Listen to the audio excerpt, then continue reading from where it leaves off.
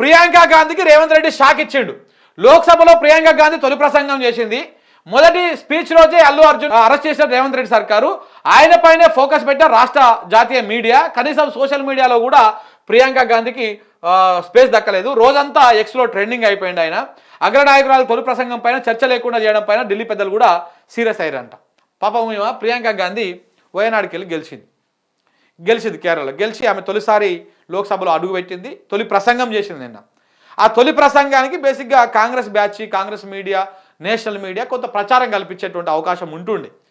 ఎందుకంటే సోనియా గాంధీ, రాహుల్ గాంధీ తర్వాత ప్రియాంక గాంధీ ఈ కుటుంబంలోనే మొత్తం ఆ కుటుంబం చేతుల్లోనే ఉంటుంది పాలన, ఆ కుటుంబం చేతుల్లోనే ఉంటుంది పార్టీ. ఇప్పుడు మళ్ళీ ఇదే కాంగ్రెస్ వాళ్ళు కుటుంబ పాలనని మిగతా వాళ్ళని విమర్శిస్తారు. ఆ ముగ్గురు ఇప్పుడు ఎంపీలే. సో అట్లా మన ప్రియాంక గాంధీ నిన్న మాట్లాడితే కనీసం ఆమె బయట ఏడ వినిపించేటువంటి అవకాశం కూడా లేకుండా పోయింది.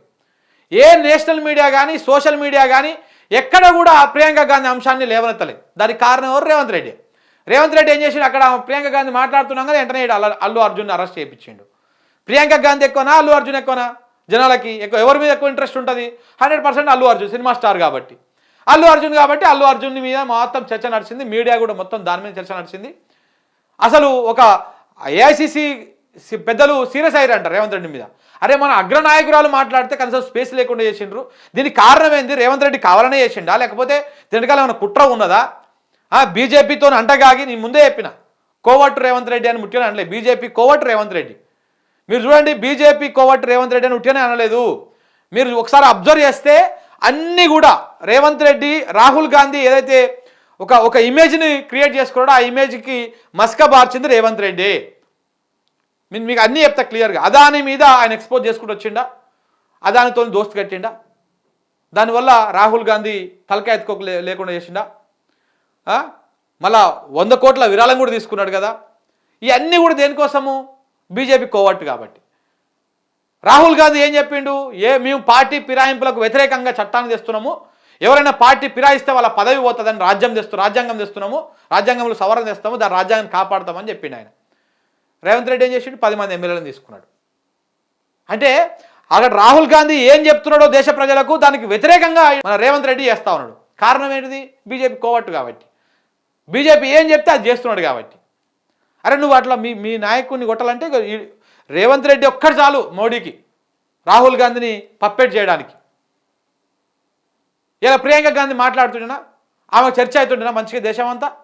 ఆమె అసలు ఆ విషయమే బయటకు రాకుండా ఇటు అరెస్ట్ చేయించాడు. ఇదంతా కోవట్ రాజకీయం, ఇదంతా కూడా ఎంత కోవట్ వ్యవహారం ఇదంతా కూడా. ఇట్లా కాంగ్రెస్ పార్టీకి ఇంకా అర్థమైతే లేదు. ఓన్లీ రేవంత్ రెడ్డి పంపే మూటలొక్కడే చూసుకుంటారు కానీ మీ బతుకు మీదే కొడతా ఉన్నాడు. రేపు తెలంగాణలో కాంగ్రెస్ పార్టీ పేరు చెప్తే కూడా జనము తుప్పుక్కుమని ఉంచకాడికి తెస్తున్నాడు పార్టీని. మీకు అర్థమైతే లేదు. రేవంత్ రెడ్డి ఏముంది, అలా ఈ పార్టీలో ఉంటాడు, రేపు ఇంకో పార్టీలోకి పోతాడు. ఇప్పటికి 10 పార్టీలు మారిండు ఆయన. ఇలా కాంగ్రెస్ పార్టీ ఏమో ఫైనల్, ఆయనకు మొదటిది కాదు ఆఖరిది కాదు. రేపు ఈ పార్టీ మారేస్తాడు, బీజేపీలోకి పోతాడు, లేకపోతే మళ్ళీ టీడీపీకి పోతాడు, ఏడికైనా పోతాడు ఆయన. కావాలంటే కేసీఆర్ దగ్గరికి కూడా వస్తాడు గట్టిగా మాట్లాడితే. ఇంకా ఏమైనా అడ్డంగా దొరికిన ఏమైనా ఉన్నాయనుకో మొత్తం వచ్చి కాళ్ళ మీద పడతాడు. ఆయనది ఏం పోయింది? పార్టీలో పోతుంది మొత్తం. సో కాబట్టి అటు కాంగ్రెస్ పార్టీకి జాతీయ స్థాయిలో డ్యామేజ్ చేస్తుండు, ఇటు రాష్ట్ర స్థాయిలో కాంగ్రెస్ పార్టీ పేరు చెప్తేనే తుప్పుక్కుమని ప్రజలు ఊంచే విధంగా చేసుకొస్తా ఉన్నాడు. ఈ విధంగా పాపం ప్రియాంక గాంధీకి పెద్ద డ్యామేజ్ చేసి పడేసిండు రేవంత్ రెడ్డి. ఇది అబద్ధం కాదు, నిజం ఇది. నిన్నటి వ్యవహారం చూసిన ఎవరైనా అర్థమవుతుంది ఎవరికైనా.